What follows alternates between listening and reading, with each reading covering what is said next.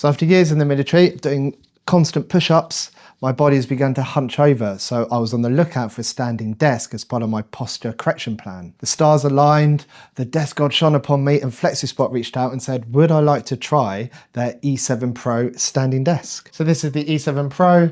It's a white frame, it's got a bamboo worktop that looks great. It's got 2 legs, each leg has its own individual motor, meaning it has a weight capacity of up to 160 kilograms. So my slender 75 kilogram frame is absolutely no problem for this, as you can see. You got this control panel that tells you the height the desk is currently at. You can obviously move it up and you can move it down. Then we have a memory button, and that just sets the height that it's currently at one of the 4 presets. This is my typical standing position. It's at 96.7 centimeters high. In terms of stability, normal use, feels absolutely fine. In terms of wobble, you can see the glass here, backwards and forward, pretty good. See a little bit of movement in the monitor, on the monitor arm, but I'm never gonna actually do this in real life during a working day. Again, a bit more wobble that way, but I'm never gonna do that in my working day. So in terms of cable management, to keep things neat and tidy, there's a magnetic fabric cover here for the desk motor cables, and behind it there's a cable management tray for power strips and power cables. So it took me about half an hour to put this together using the included multi-tool.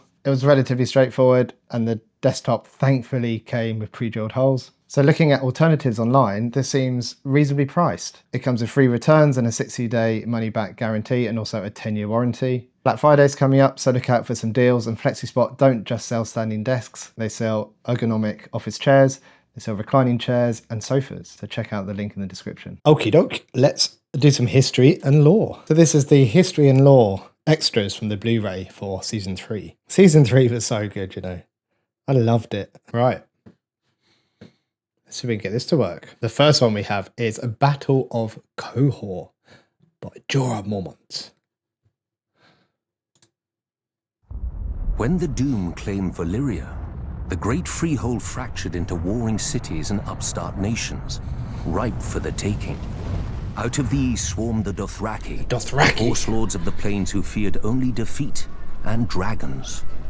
And now the dragons were all gone. Under the great Khal Temu, they sacked and burnt every town and city in their path. No army could stand against them, because the Dothraki do not stand.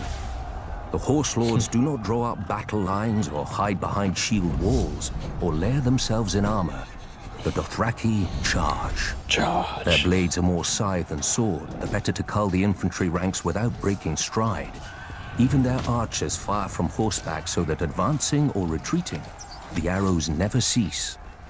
To the Dothraki, a man who does not ride is no man at all, without honor or pride. When the city of Quahog realized Khal Temu was coming, they strengthened their walls, doubled their own guards, and hired 2 full companies of sellswords. The Dothraki were used to glorified farmers with spears. So who did they get? They got or pride. When the city of Quahog realized Khal Temu was coming, they strengthened their walls, doubled their guards, doubled their own guards, and hired 2 companies of sellswords. Was it enough? The Dothraki were used to glorified farmers with spears. Quahog would show them a proper army, with mounted and armored cavalry to match the Horde's own. As an afterthought, the city leaders sent an envoy to Astapor to buy Unsullied. The slavers had always claimed that the Unsullied were the great Giscari legions come again. Okay, this is getting interesting. Few cared. The dragon-burned ruins of Old Geese were a stark reminder that the age of the foot soldier was over.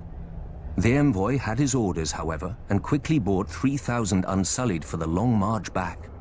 For Unsullied do not ride. But while they marched, Khal Temu arrived at Quahog. Oh. I can imagine how pleased the Khal was to finally face a challenge.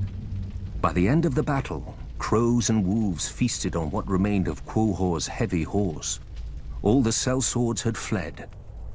Quahog knew that the Dothraki would very soon break through the gates to rape, slave, and burn at their pleasure. Yet the next day, Khal Temu woke to find, before the gates, 3,000 eunuchs in formation, armed with only spears, shields, and spiked helms. The Unsullied had slipped past the Khal's army in the night while the Dothraki feasted. Khal Temu had many times their number and could easily have flanked the small force. But to the Dothraki, men on foot are fit only to be ridden down. 18 times the Horse Lords charged, and 18 times the Unsullied locked their shields, lowered their spears, and held the line against 20,000 Dothraki screamers. When the Carl's archers rained arrows on them, the Unsullied lifted their shields above their heads until the squall passed. And then they held the line. In the end, only 600 Unsullied remained, but more than 12,000 Dothraki lay dead, including Carl Temo and all his sons. The new Carl led the survivors past the city gates, where one by one, each man cut off his braid and threw it down before the feet of the Unsullied, defeated and shamed forever. Since that day, the Unsullied fill the ranks of cities and households wealthy enough, or desperate enough. Sellswords fight for gold, knights for glory, and Dothraki for blood. To a man, the Unsullied fight only to obey. With the right master over them, imagine how the forces of chaos would break against their shields. Just imagine. I think we're not going to have to imagine for much longer, I don't think. The usurpers. Wow, it shows the strength and the might of the Unsullied. We have Old Gis and Slaver's Bay by Jorah Mormont. Valyria was not the first to conquer the world. In the dawn of days, the city of Gis opened its gates and poured forth its legions across the continent of Essos. With their lockstep discipline and absolute obedience, they ground entire nations beneath their boots and planted the harpy in every corner of the known world. We see that, don't we, on the map? What they didn't destroy, they chained. Slavery is as old as man, but until the Giscari, it was never an art. An art. The slave lords grew rich and fat as pyramids were raised around them, pleasure houses were filled, and fighting pits were opened. Nobody remembers if the waters around Gis had names before the Empire, but ever since, we know them only as Slaver's Bay and the Gulf of Grief. Gulf of Grief, I point that out, don't I, in the map? However, nothing remains but ruins, where end all great civilizations. 5,000 years ago, Valyrian shepherds stumbled on strange eggs, and within a few generations, an upstart Valyrian freehold rose across the sea. 5 times did the Giscari contend with Valyria, and 5 times did they go down in defeat. For the freehold had dragons, and the Empire had none. The best of their legions burned, the others broke. The brick walls of Gis were pulled down, the streets and buildings turned to ash, and the very fields sown with salt, sulfur, and skulls. Yet the Empire was not wholly destroyed. Astapor, Yunkai, and Meereen, once lowly colonies along Slaver's Bay, survived, and even thrived. Valyria had watched the Giscari grow rich and powerful off the backs of conquered peoples, and now the self-styled freehold wanted its turn. While the Dragon Lords brought the world to heel, the slave markets of their former enemy never lacked for flesh. Lamenting the lost empire, the descendants of old Gis grew rich and fat. The doom fell on Valyria, and the Dothraki rose to pillage most of the continent at will. But gold-laden Astapor, Yunkai, and Meereen continue as they have for thousands of years, untouched. For even the Horse Lords understand what the Giscari taught Valyria so long ago. What good are slaves without slavers?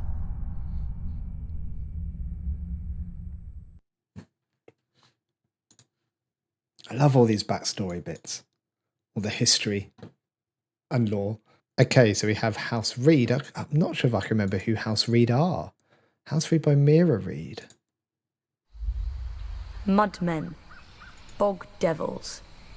Those are just the most pleasant names our fellow northerners have for us.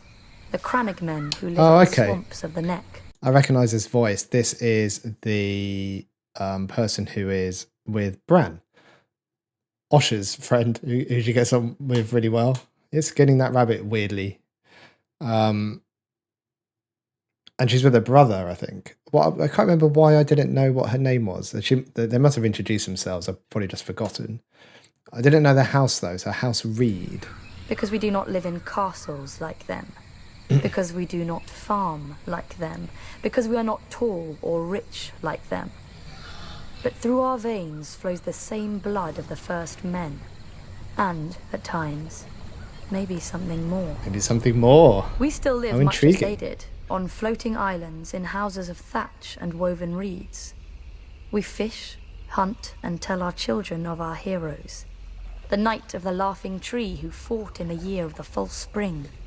The last marsh king who challenged the Starks and lost his crown and his daughter. And other stories, older still, since lost to the world. The Neck was not always a swamp. In the Dawn Age, it was as dry and fertile as the rest of the North. But during the war with the First Men, the children of the forest brought down the hammer of waters on the Neck, trying to break Westeros in two.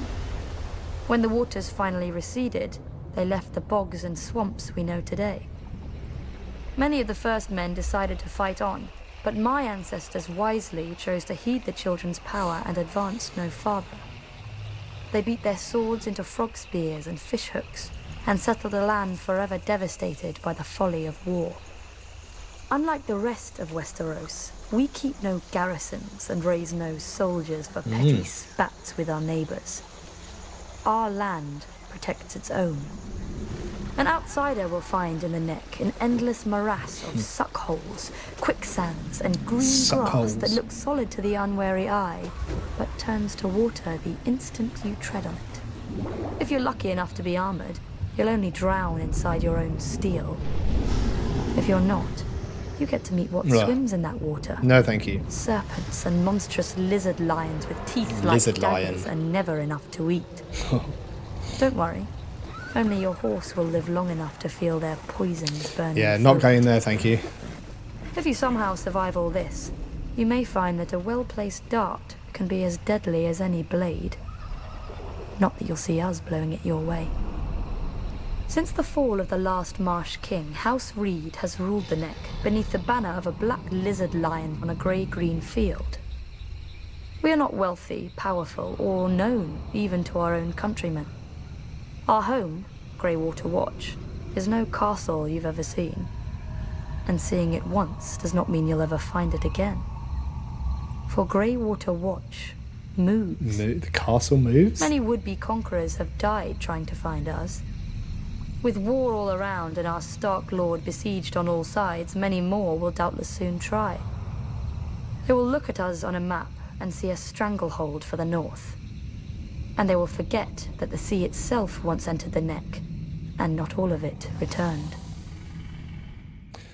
Wow, what a very mysterious house. I like it. I want to know more about them. What do we have now? We have House Bolton by Roose Bolton. There's something about the name Roose I don't like. And it's not, like wedding scene aside, I feel like I want to say Reese. I'll have to say Roose. It feels uncomfortable. Don't like it.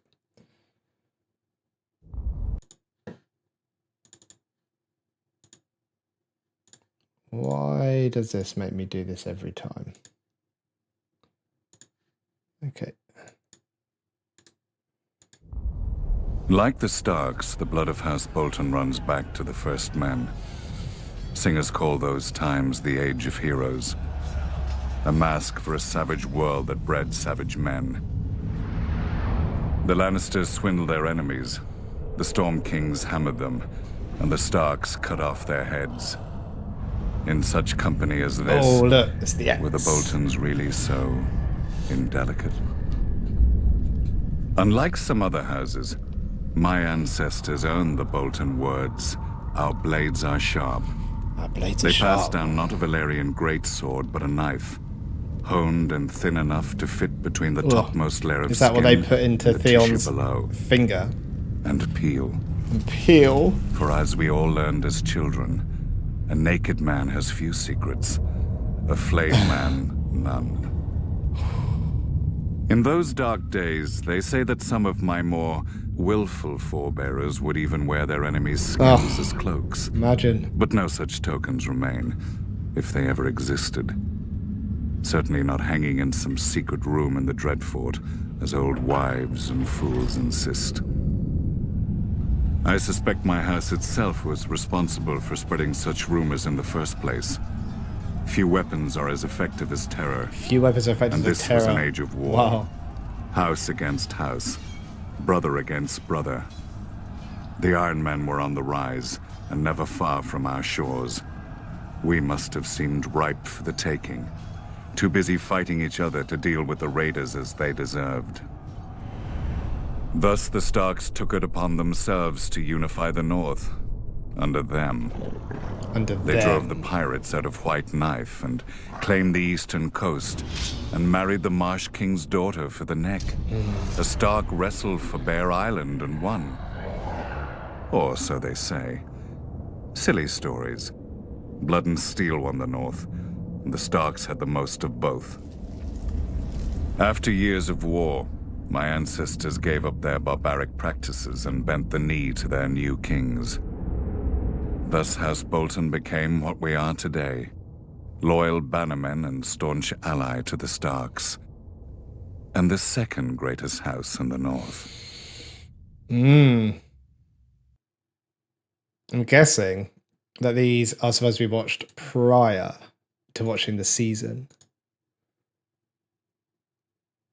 Because they're not loyal to the Starks anymore, are they? That's for sure.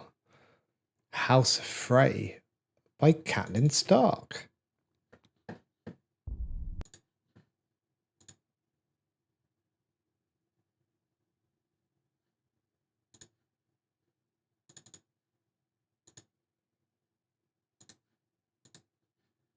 Some houses rise to power through strength, others through wealth. House Frey gained its title through cunning. Centuries ago, its founder looked at a map and noticed how the trident spears the neck, cutting off the north from the south. He realized that a river of gold would flow to the man who owned the right bridge across the water. It took the Freys 3 generations to complete their forefathers' Good vision. plan, though. A massive arch of smooth grey rock, wide enough for 2 wagons to pass abreast.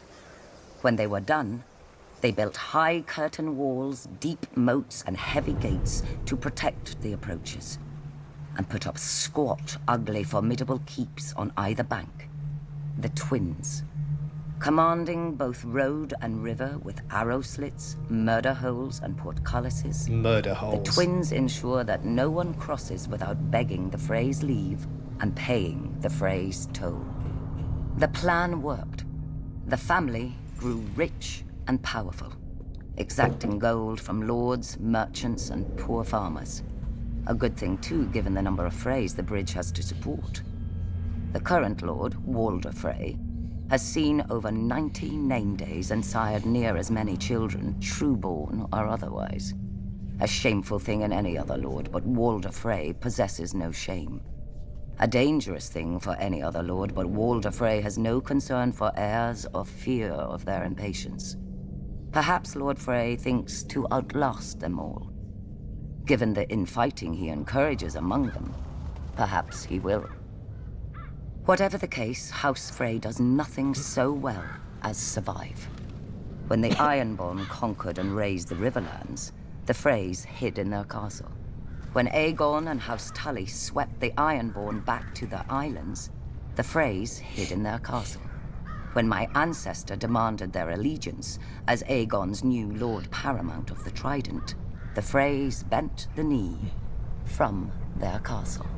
Perhaps then we should not have been surprised when my father, Lord Hoster Tully, called his banners against the Mad King, and Lord Walder didn't answer.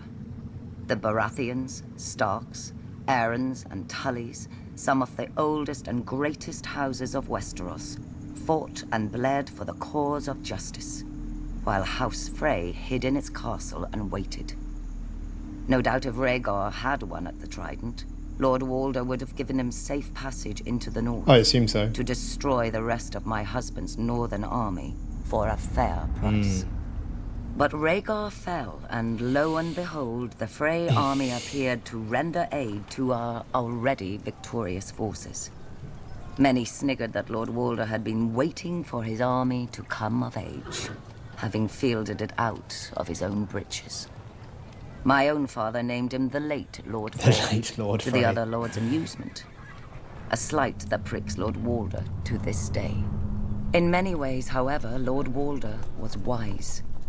We had no guarantee of victory, and had he fought with us from the outset and we failed, he would have lost the bridge his family was so proud of. More pride than honor.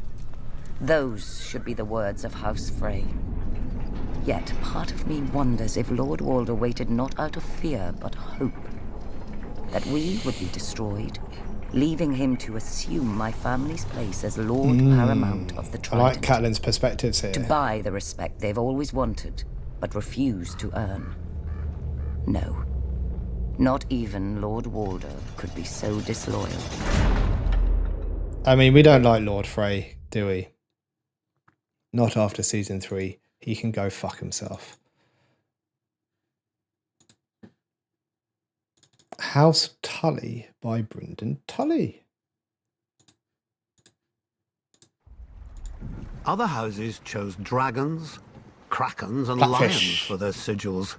We Tullys took the trout. The trout. That most terrifying of fish. That's what that message said, wasn't it? That Joffrey received something about a trout. Especially when it leaps out of the water. I suppose you don't have many options when you live in the Riverlands. Could have been worse. We could have been minnows or wheat. House wheat. After all, we make a lot of it.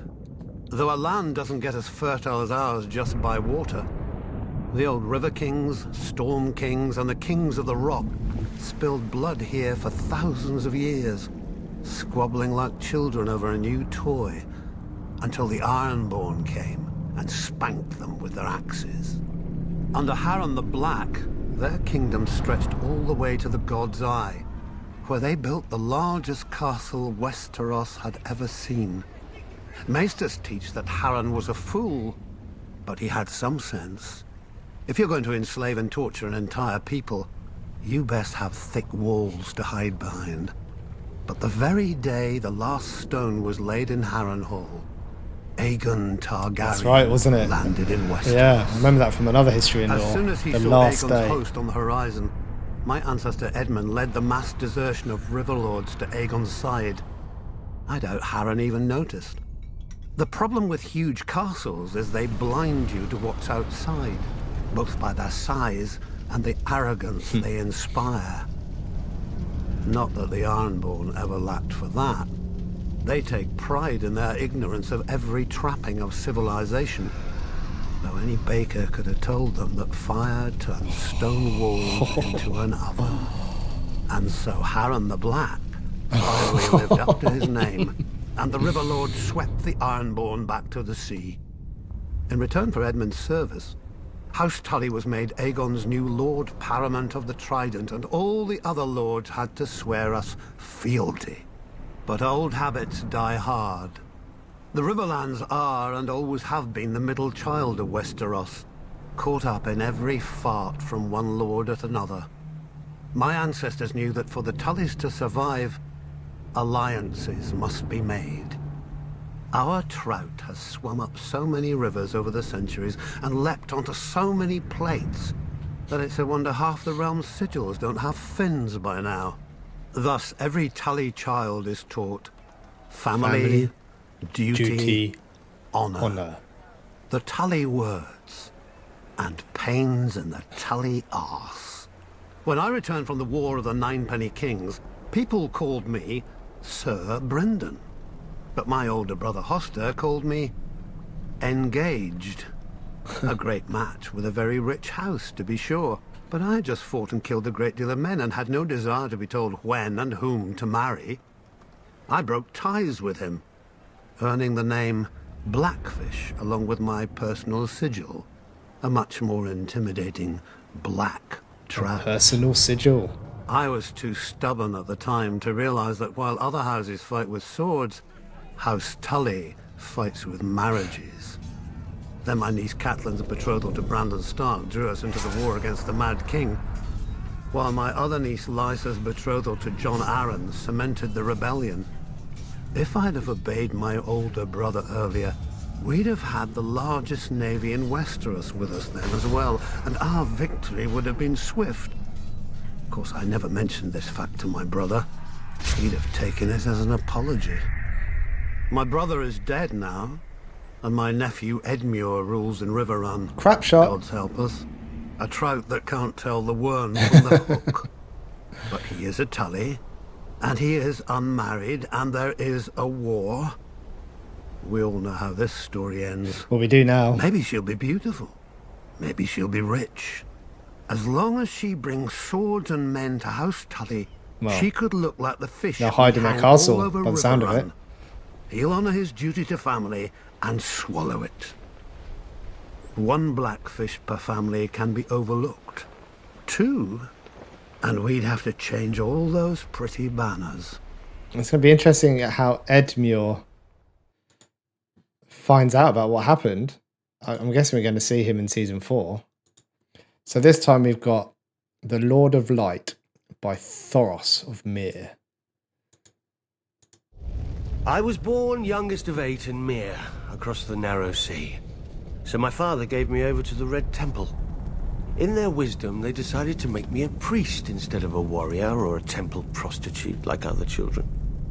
It was not the path I would have chosen. Sure, I prayed the prayers and I spoke the spells, but I also led raids on the kitchens. And from time to time, they found girls in my bed. Such wicked girls. I never knew how they got there. Who knows? Then again, I did have a gift for tongues. And when I gazed into the flames, well, from time to time I saw things. Even so, I was more bother than I was worth.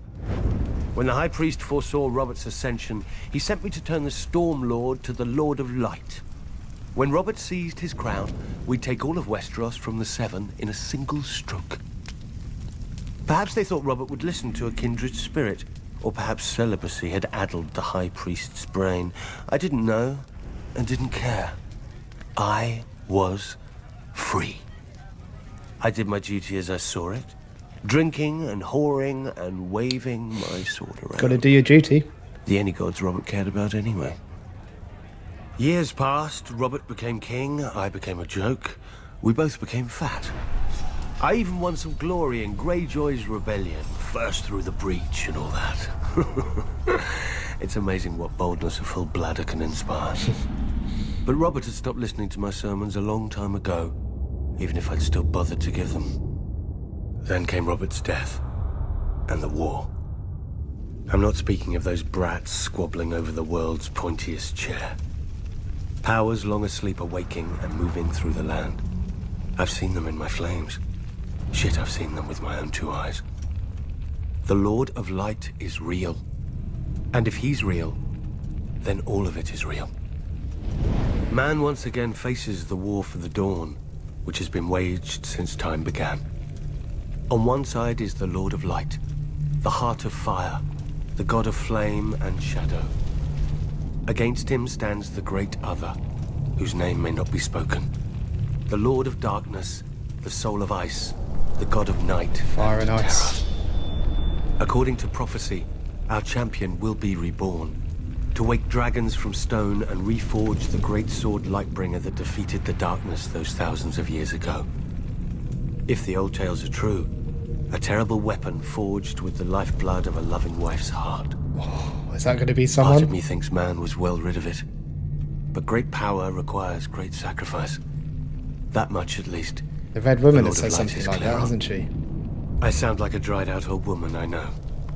But as our former hand liked to say, winter is coming. When the cold winds rise, all men, no matter their faith or lack of it, huddle beside my night fires. And I pray the prayers, and speak the spells, and beseech the Lord of Light to bring back the dawn. So far, so good. But reprobate as I am, I can't help but wonder what will happen if, one day, our Lord does not answer. Imagine a night that goes on forever, so dark and full of terrors. I think I need another drink. I like Thoros. I like him because I like his actor Paul Kay, who a very, very long time ago, and I must be going back, I don't know, like a couple of decades or something.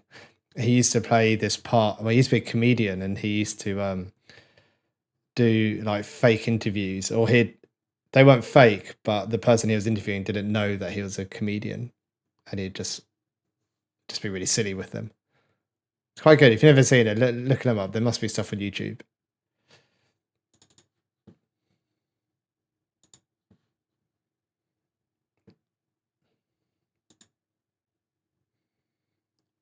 What we got here? So we've got Wargs. Oh, this is going to be cool. Wargs and the Sight by Bran Stark.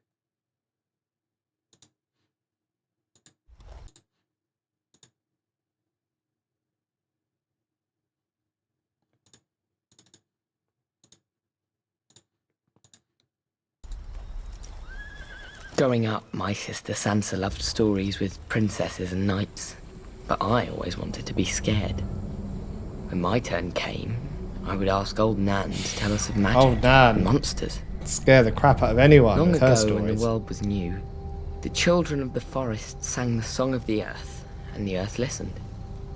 Magic was strong in those days, and the children could commune with all the beasts of the forest, streams and air. The greatest of them could even leave their bodies to hunt, swim, and fly in the skins of animals. They were the first wargs. Then, Wargs. the first men came with fire and sword. They burned the weirwoods and cut down the children. Calling on dark magic, the children raised the sea and shattered the land bridge that the first men had crossed into dawn. When that failed, the children brought down the hammer of waters upon the net, okay. flooding Yep. and I heard that transforming earlier. it into the bog it is today. After peace came, the two races shared the land and the children's gods for thousands of years. Now comes the good part. Nobody knows how or why, but the magic of the children began to emerge in men. Maybe one child in 1,000 would be born a warg. Fewer still would be born with the sight. Old Nan would not speak of it, and Maester Lewin never believed in it. But with it, the children could know of events far away and even those still to come. Some say the sight was the children's most powerful and terrible secret, and helped turn the tide during the long night. Magic has since fled our world. Among the small folk, any child suspected of being a warg will be left out to die. Oh. Beyond the wall, though, a careless hunter might still find his prey has claws and teeth, and a man's mind to guide them. For the wildlings have a different idea of monsters. But even wildlings keep their distance from a warg, because, and here old Nan would lean in close and whisper, how can you tell if the man is wearing the beast, or the beast is wearing the man? Now, old Nan has no more tales, and Maester Lewin will never scoff again. That's fine. I don't like scary stories anymore. Because I'm in one. Oh, look at him in his cart with Hodor. Oh, Bran.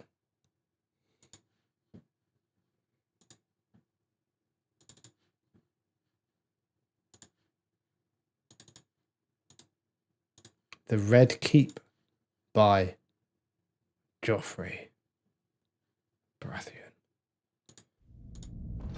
Mine. That's what the Red Keep Oh, is. it's annoying me already. That just is even the first word. Mine. Small folk say its color comes from the blood Aegon spilled to win his crown. Fools. Blood doesn't soak into stone, no matter how hard I try. Aegon built his castle of red rock to remind people of the fires he'd roasted his enemies in. So whenever King's Landing looked up, they'd see the price of defiance. He knew the first rule of kings. Only fear keeps men in line. Fear and punishment. A lesson he taught his son, Maegor.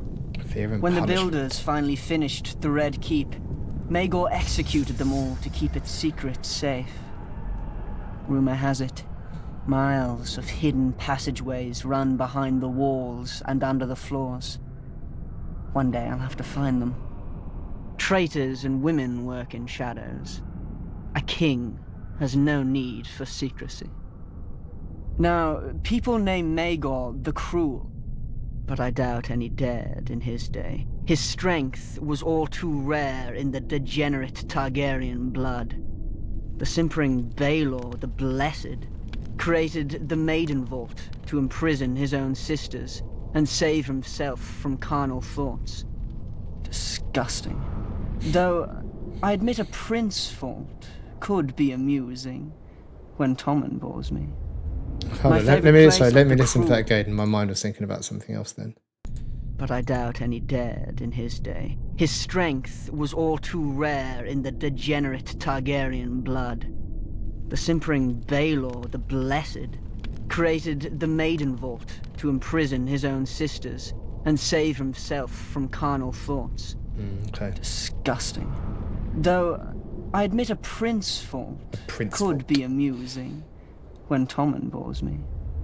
My favorite place in the Red Keep? There's so many. The Traitor's Walk, where I mount the heads Joffrey. of my enemies. It's a shame flesh rots so slowly. I've almost run out of space. So you can put more on there. The dungeons are also quite nice once you get past the first 2 levels. A stable for common criminals and private cells for useful highborns. How boring, I know. But then you come to the black cells. No windows, no torches, just darkness, and whatever you hear in there with you. Here we keep the greatest traitors, until the king is ready for them, and with these, I often like to take my time. But I've heard rumors of an even lower, hidden level, Maegor's favorite. Once a man was taken here, he never saw the sun again, nor heard a human voice, nor breathed a breath free of agonizing pain. Varys must know the way, but that overgrown girl pretends not to. Maybe he fears I'll make him a victim.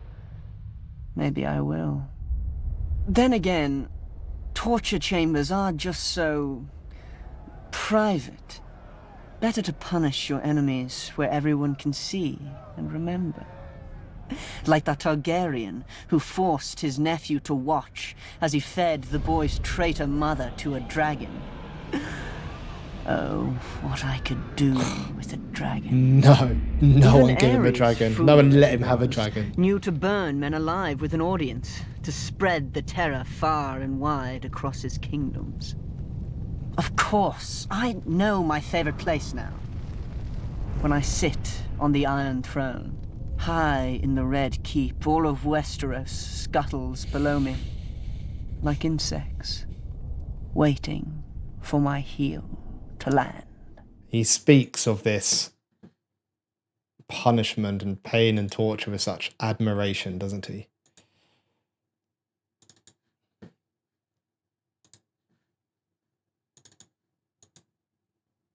And now we have Robert's Rebellion by Peter Baelish and Varys. Oh, this should be good. For 300 years, the Targaryen dynasty ruled Westeros. Wars were still fought, homes still burned, and men still died. But compared to the chaos of what came before, the realm was stable. For the realm. And boring. The Targaryens lied, thieved, and killed as much as other lords. They just had dragons to answer all complaints. Until they didn't. When the last dragon died, it was only a matter of time before the Targaryens followed. By only, you mean another century? Which they wasted trying to replace their lost advantage. Incinerating their own palaces to hatch dragon eggs. Wow. Drinking wildfire to become Anything dragons. to try and let's not get a forget the dragon. Mad King's favorite. Burning men alive so he could pretend to be a dragon. We urged Aerys to pardon Brandon Stark.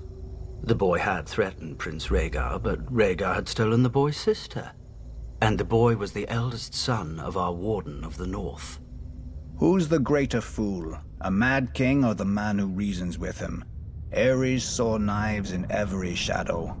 When you told him to treat the Starks with caution, you made him afraid. And what he feared, he killed.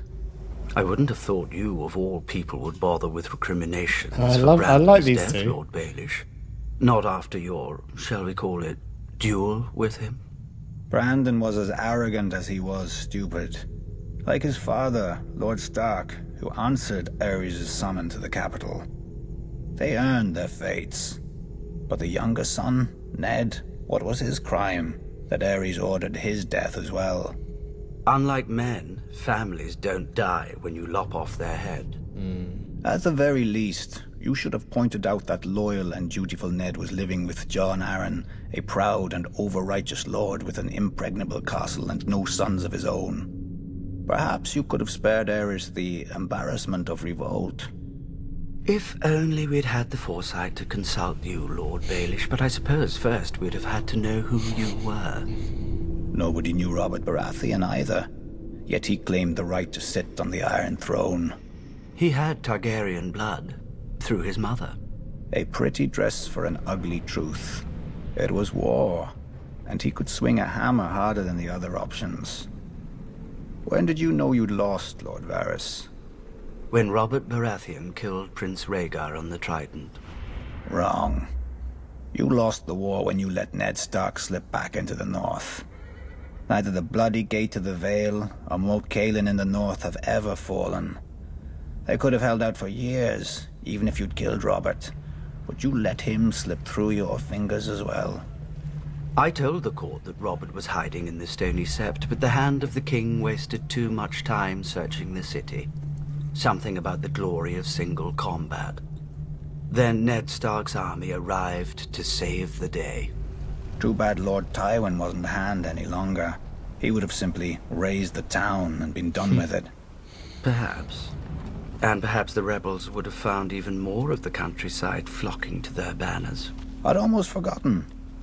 You weren't always so loyal to the Lannisters during the war, were you? I did my duty to the realm. For the realm. When Lord Tywin showed up at King's Landing professing loyalty, I warned Aerys not to open the gates. Prince Rhaegar was dead, our army scattered. The lion does not stir unless he smells meat. I admire your powers of persuasion, Lord Varys. Few could traffic in so many secrets to so little avail. Grand Maester Pycelle told Aerys what he wanted to hear, that his old friend Tywin was there to save him. Then Aerys' old friend sacked the city, and his son stabbed Aerys in the back. Kingslayer. A regrettable, though necessary act. It was necessary, by the sounds As of were it. the pardons the new King Robert bestowed on the royalists. Mace Tyrell, Barristan Selmy, you. King Robert wisely chose order over vengeance. Jon Arryn wisely chose for Robert, but Jon Arryn died. Then Robert, then Ned. So ended their glorious revolution. And Westeros has been burning ever since. Let it. How Targaryen of you. One of the mad ones. Fire turns even the proudest oaks to ash, leaving newer roots space to climb. Newer route space to climb. Are you climbing, Littlefinger? Is that what you're doing? I want to know what Littlefinger's endgame is. I'm not really sure at the moment. But I'm intrigued to see what happens with his story, with his arc. What do we got? We got The North by Jon Snow.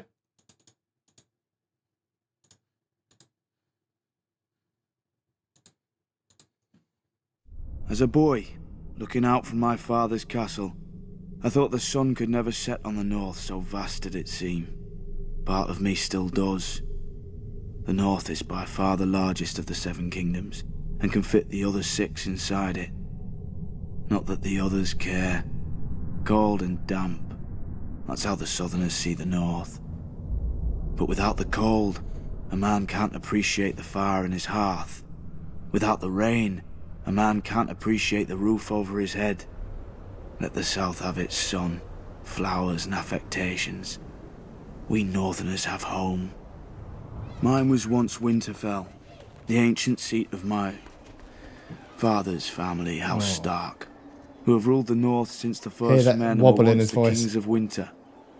Growing up, Lady Catelyn made sure I knew I wasn't a Stark, no matter how much blood I shared with her true-born children. But where their name rules over the North, mine is the North. Snow. Snow. Oh, I was just going to say that. Our land stretches from the wall down to the neck, a narrow land that divides us from the rest of Westeros. Legend has it that the children of the forest flooded it in their war against the first men. If that's true, every Northman owes them a debt of gratitude. The swamps of the neck are as good as the wall for keeping out unwelcome armies. And if the swamps don't deter you, the Crannog men should. Small, shy people who rarely leave those swamps, and who follow House Reed, the gatekeepers of the North, and among the most important and loyal bannermen of House Stark. Also a bit strange. I heard their oath of fealty once as a child. It's like no other lords, ancient and dark. They swear by earth and water, by bronze and iron, and by ice and fire. Where House Reed holds the gate to the north, House Manderley holds the port, White Harbour, the closest thing to a southern city we have, governed by the closest thing to a southern family we have. Generations ago, the Manderleys were driven from the Reach, but the Starks gave them their land in return for fealty. Now White Harbour is the richest city of the north, and the Manderleys the richest family. Not in gold and silver like their southern counterparts, but in fish, grain, and trade.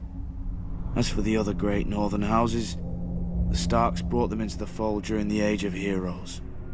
A Stark wrestled an Ironborn for Bear Island and gave it to the Mormonts.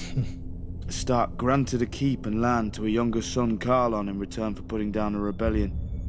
His family then grew up into the Karstarks. Okay. Starks fought the wildlings and their kings beyond the wall beside the Umbers of Last Earth, thus earning their fealty. Boltons. Back then they were the bane of the North. A few were even rumoured to wear their enemies' flayed skins as cloaks. But after centuries of war, they too bent the knee. And so House Stark became the kings in the North, but never forgot that they weren't the North. When Aegon and his dragons landed on Westeros, the kings of the Rock and the Reach sent all their men to die to defend their crowns. Torrhen Stark knelt, to spare his people the same fate. He placed duty above pride, just as my brothers in the Night's Watch had done for thousands of years at the Wall. Many think of it as the end of the world, but it's not. I've seen how the land stretches much farther than any man knows, into the land of always winter where the White Walkers came from during the long night. After the first men and the children of the forest beat them back, Brandon the Builder raised the wall and set up the Night's Watch to guard the realms of men. He gave us our oath, our castles and the gift, the lands behind the wall whose farmers and crops sustain us. Southerners may now mock my black brothers as thieves, rapers and worse, and not without cause. But the North remembers why we are there, and if we fall, the South will get a very harsh and very cold reminder.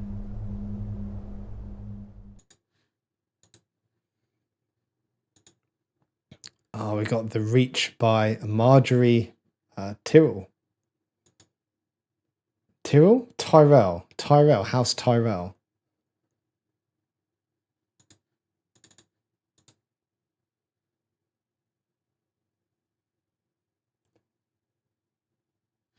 Oh, I've not started playing it yet, so I can't find it.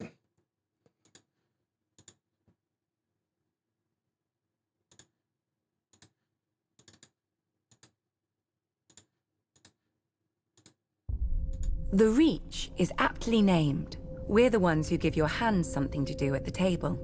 As the most fertile region of the Seven Kingdoms, we grow the lion's share of the grains and fruit that feed this country. Especially now, since the rebels have burned down the other fields. Thankfully, House Tyrell is here to do its duty to the crown and keep the capital from starvation. Yet, as with all gardens, weeds grow in the Reach too, though few name them as such. Singers fill our heads with chivalry and courtly love, fluff to make boys fight and girls swoon. Oh, the songs are good enough for a pleasure barge down the Manda. They give pleasure to the common people and harmony to the realm. But if the rise of House Tyrell proves anything, it's that virtue and honor have their place. And if you're not careful, that place is the grave. Unlike the Lannisters, Starks, and Arryns, we were never kings in our own right. House Gardner ruled the Reach since the Dawn Age, and we were their stewards. While they warred to enrich their already rich domain, we managed their castle of Highgarden. But then Aegon Targaryen landed with his dragons. Nobody knows why the Gardener King took the field against him. Anyone could see that a man who grows flowers should beware a man who grows fire-breathing monsters. Right? But maybe it wasn't wholly his idea. Maybe someone whispered in his ear about all the face he'd Come lose on, with the he other can 6 beat the kings if he dragons. stayed home. What will the others The say? rest is history. The last Gardener King lost his face, along with his Probably body, quite and literally, his yeah, steward I was gonna Harlan say. Tyrell promptly yielded Highgarden to Aegon. My grandmother swears that Harlan was like most of our men, and grew up banging steel together too loudly for a thought to penetrate. But luckily, his wife had better sense. Whatever the case, in return for Harlan's show of sense, Aegon proclaimed House Tyrell the Lords of the Reach and Wardens of the South, passing over all the other houses with better claims. House Hightower, who were kings before the Andals came, their seat is the oldest city in Westeros. They call it Old Town. Wealthy, proud, and solitary, there have been Hightowers who wouldn't come down from their great lighthouse for decades. Its name, fittingly, is the Hightower. House Florent, who had actual blood ties to the Gardeners. They whinge about their ancient rights to Highgarden every once in a while, and now that their daughter is married to Stannis Baratheon, about their rights to all of Westeros too. Apparently, putting a fox on your banners doesn't impart a fox's wiles. House Tarly, who still gives the Reach the best soldiers it has. If Aegon had named them as his lords, the Reach would have become the greatest military camp in the world, until it starved to death. The price for conscripting all the farmers. Yet Aegon chose us. Centuries later, when his descendant Aerys faced rebellion, the Reach stayed loyal. Mostly. My father, Mace, dealt Robert his only defeat in the war, even if it was my father's vanguard who did most of the fighting before he arrived. After the Battle of Ashford, we laid siege to Storm's End, Robert's home. Unfortunately, the war ended before we could take it and free up our armies to go save the king. The new King Robert had a forgiving nature. Our crimes were brushed aside without even one execution for the sake of formality. Our family was surprised until Robert's new hand, John Arryn, came by with the bill. The Reach is second only to the Westerlands in wealth, and Robert meant to spend as much of it as he could get his hands on. We gave him the coins he wanted, and later, when he wanted our grain or fruit or wine, he gave them back at whatever price we set. Now, much of Westeros is ashes. The rest of it is armies. As the Starks are fond of saying, winter is coming, and for leagues outside the capital there isn't a harvest to be seen. Have no fear.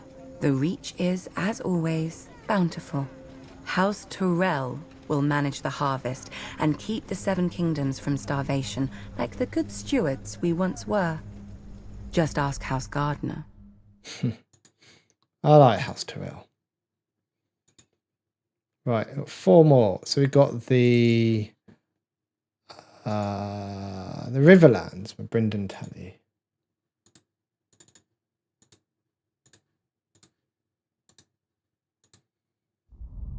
Men have fought over the Riverlands since the Dawn Age, though that's to be expected of things that rest below the neck. Doesn't help that the Riverlands are between everything and everything else. The Westerland's gold, the Reach's grain, the Vale's rock, and the North's snow? House Mud once House ruled Mud. as the kings of the rivers and hills. But after 1,000 years, their line was exhausted and fell to the Storm Kings, who fell to the Ironborn. I suppose after years of drowning at sea, our rivers looked pretty attractive to that race of pirates and rapers. Never mind that their monstrous castle, Harrenhal, was too large to staff and garrison. It turned out the Ironborn wouldn't be there long enough to bother. Aegon Targaryen landed to our south, and, as had many before him, liked the look of the Riverlands. My ancestor Edmund Tully led the desertion of Riverlords to his cause, and was rewarded by getting to watch King Harren burn in his own tower. Unfortunately, that's not all Edmund got. House Tully was named the Lords Paramount of the Trident, which means we had to keep in line all those lords who hadn't governed themselves for thousands of years. We were now responsible for aiding the Malisters at Seaguard against the pouting Ironborn whenever they got cheeky. For settling Harrenhal on families stupid enough to think its curse would skip them after devouring all previous families. For keeping the Blackwoods and Brackens from wiping each other out and giving us 2 more castles to deal with. For keeping the Freys in their place and out of others' pockets. For marrying off our sons and daughters wisely enough so we didn't follow House Mud into, well, the mud. Yet under the Targaryens, the Riverlands knew a peace we hadn't had for centuries, if ever. But like all good things, sooner or later it all goes to shit. And our shit had a name. Aerys Targaryen. Westeros has had its share of Mad Kings, but usually they had the sense not to bully more than one powerful house at a time. Aerys soon blundered into a triple alliance. The North, Stormlands, and Vale rose against him. But of course, where do you think most of the blood was spilled? My brother Hoster guaranteed the answer to that with the marriage of my niece to Eddard Stark, the Warden of the North. At least Hoster didn't send her to Robert. So, the Riverlands joined the war against the Mad King, and it was on one of our rivers that Prince Rhaegar died, sealing the fate of his dynasty. Robert was a great soldier and a horrible king. Drinking and whoring are their own brand of madness when you sit on a throne that everybody wants. He died, and another war started. Again the armies marched. Again the Riverlands burned. If Westeros isn't careful, pretty soon our people will grow some sense and abandon this place for a safer realm, like the Dothraki Sea. I joke, of course. The Riverlands are our home, and God's help us, we love it. Still, as they say, the king eats and the hand takes the shit. The same is true of the Riverlands. The 7 kingdoms piss, and the Riverlands change clothes.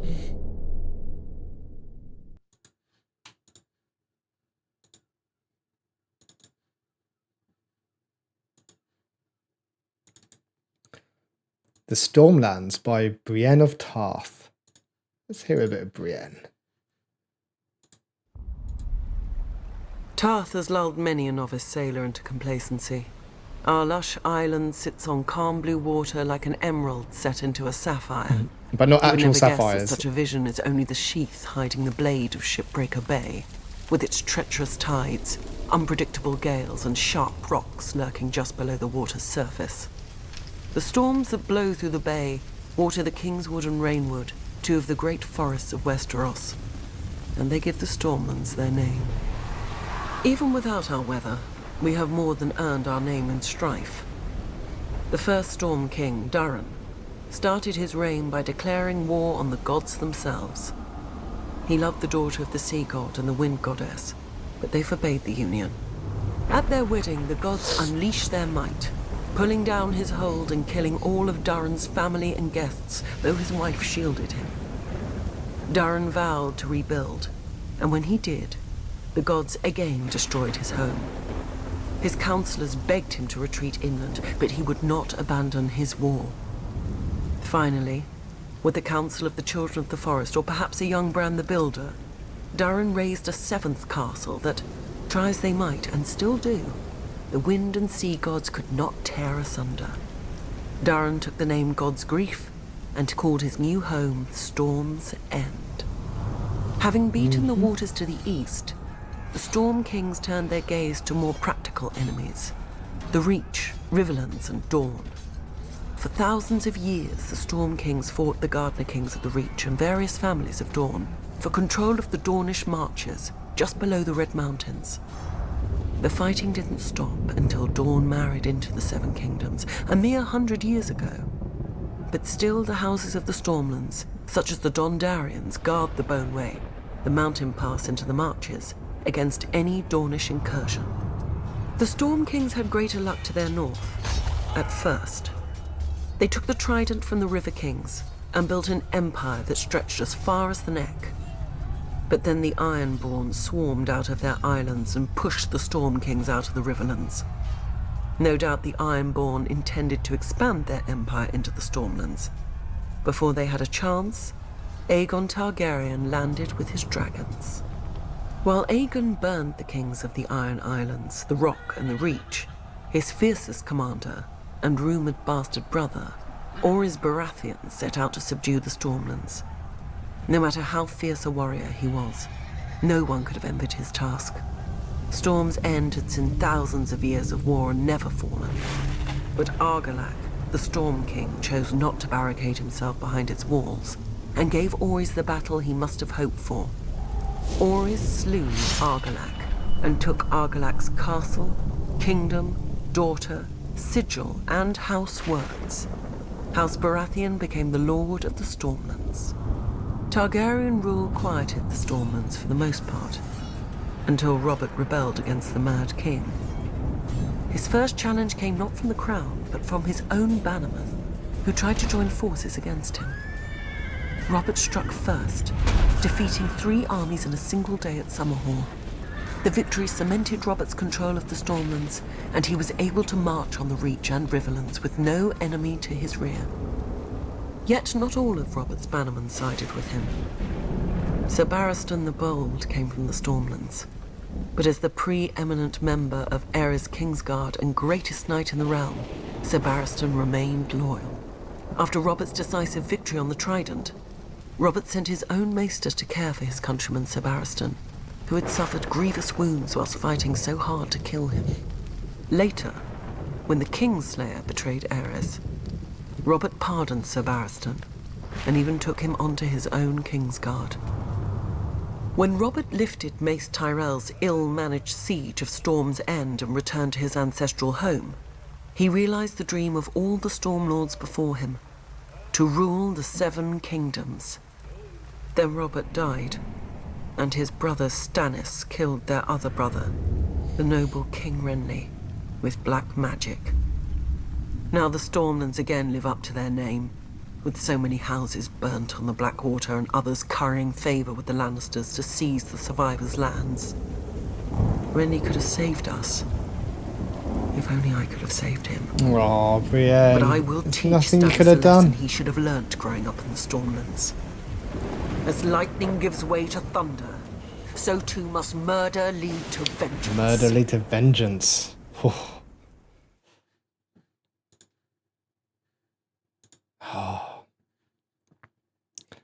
Guys, a lot to take in with these, aren't they? Aren't there?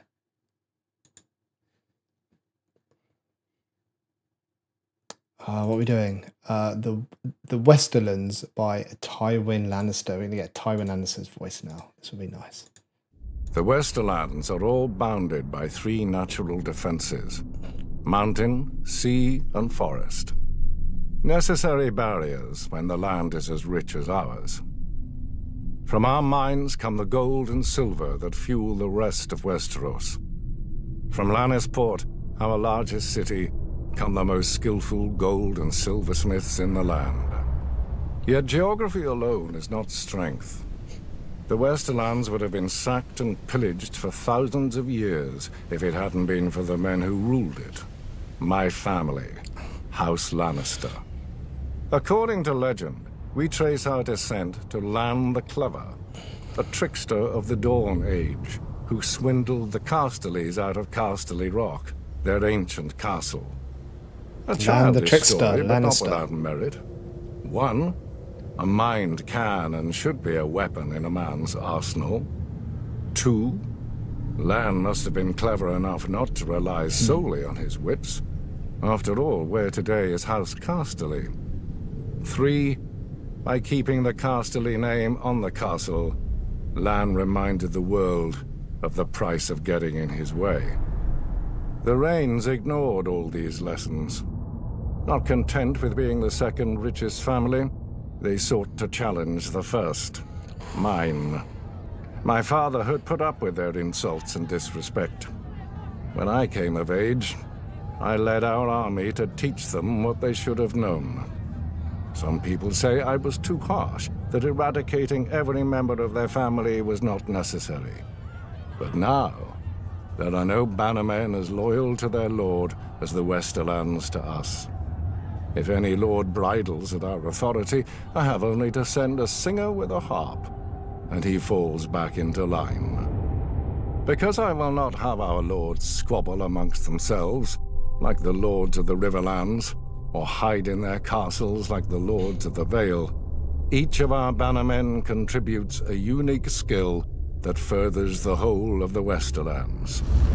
House Clegane, because every lord needs a beast from time to time. Sir Gregor strikes terror into the hearts of our enemies and our friends. So too does his disappointing brother Sandor, the traitor. House Payne, who provides us loyal servants. Sir Ilyn Payne was once captain of my household guard, until the Mad King heard him boast that I ran the Seven Kingdoms, which I did. The Mad King tore out Sir Ilyn's tongue, making him especially well-suited to later become the King's Justice. Apparently these days, a younger Payne also serves my degenerate son, Tyrion. House Lefford, who guards the Golden Tooth. The Golden the Tooth? eastern pass through the mountains and the all-too-frequent chaos of the Seven Kingdoms. Though after Robb Stark's recent incursions, perhaps we need a new gatekeeper. Fools look at the Westerlands and see gold. Fools see our wealth and call it strength. Gold is just another rock.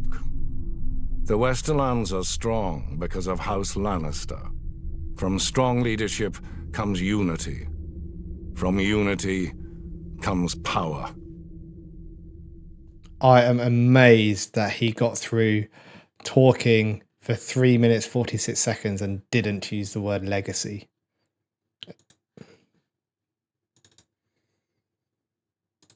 So we move on to the last one here, which is The Vale by Peter Baelish.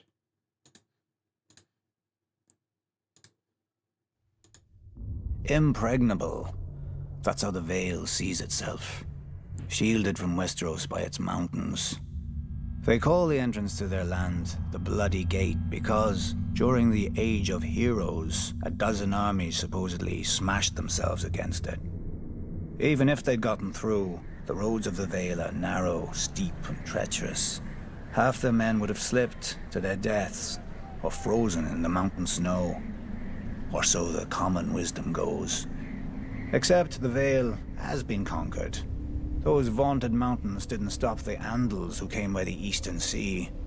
The people of the Vale say that Sir Artus Arryn, the Andal general, flew on the back of a giant falcon and slew the Griffin King on top of the tallest mountain. During Aegon's conquest, one of his sisters did the same, flying her dragon over the Bloody Gate and up to the Eyrie, the Arryn stronghold. And the Arryn boy king yielded the Vale in return for a ride on the beast. Do you sense the theme here? The rationalizing of defeats with mythical beasts and the whims of children, instead of acknowledging the root cause, the arrogance of isolation. The men of the Vale are so proud of their mountains, they can't abide any flaw in them. As with the mountains, so too with their blood. The first Andals landed in the Vale as its most powerful lords, the Arryns, the Waynwoods, the Corbrays, like to brag. Through their veins runs the blood of the oldest Andal nobility in Westeros. But through their brains runs an even older folly. That blood matters.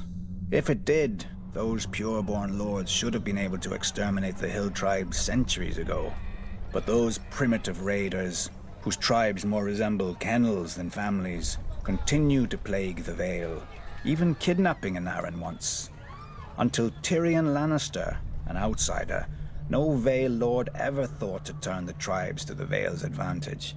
That a desperate, warlike people could be useful, not to mention inexpensive. But perhaps the Vale lords consider such thoughts beneath them. After all, the Vale's isolation does breed an abundance of honor and pious bleating, which governs their decisions instead of foresight. Like a blind man who can only guess where his horse is taking him. I doubt Jon Arryn had even prepared for civil war when he raised his banners instead of handing over his young wards, Ned Stark and Robert Baratheon, to the Mad King. Honor demanded, and Lord Arryn obeyed. He'd have done the same if the boys hadn't been the lords of two great houses, who could field mighty armies of their own. But perhaps I give him too little credit. After all, if the war went against them, only Lord Arryn had a nice, impregnable castle to retreat into, and he was wise enough to take poor Lysa Tully into his bed to win the Riverlands as allies. Jon Arryn won, then Jon Arryn died. Wisely, the Vale stayed out of all the ensuing chaos. Its crops did not burn or wither in the fields from lack of men to tend them. Its strength was not drained by forced marches to futile skirmishes. In the Vale, life proceeds as it always has. Calm, proud. A world of high honor undisturbed by armies and men of low birth, but high ambition. Impregnable. That is all of them. I like these. I like the way they give additional context and background. I am aware that there's a lot to take in, and I'm sure most of you watching this probably know all this stuff backwards. And you start to build up well, I do anyway, in my head, start to build up a bigger picture of how everything is related, some of their histories, how things fell into place, how we see them in season 1, and then as that progresses as well throughout the season. So it's helpful. There's a lot though, isn't there? There's a lot to take in, which is good. Like, it's good to have all the backstory, and it's good to just have so much to discover, not only as the seasons go on, but also in terms of just wider context and lore. It's frustrating that I can't. It's difficult when you're in the position that I'm in, because you can't look anything up. So, if you just suddenly think, oh, I wonder how this person connects with that person, or I wonder what happened in this realm again. You can't look it up because there'll be spoilers. So I'd have to try to remember and fill in my own gaps, or go back and watch these again, or watch bits of episodes again that I've already seen, just to remind myself. I'm sure you can appreciate there's a fair bit going on, but I think we're doing okay. Right, okay, so that is Histories and Lore for Season 3. Let's leave it there, because we're going to be getting into Season 4. So if there's anything else you want me to check out, or you think I need to check out, which sits somewhere between Season 3 and Season 4, then that's fine, let me know, and I can check that out. But other than that, we'll be doing the Q&A, Season 4, and carrying on. Hope that's okay with everyone. Let's leave it there. Thanks for watching, and have a good rest of your day. Take care, and goodbye.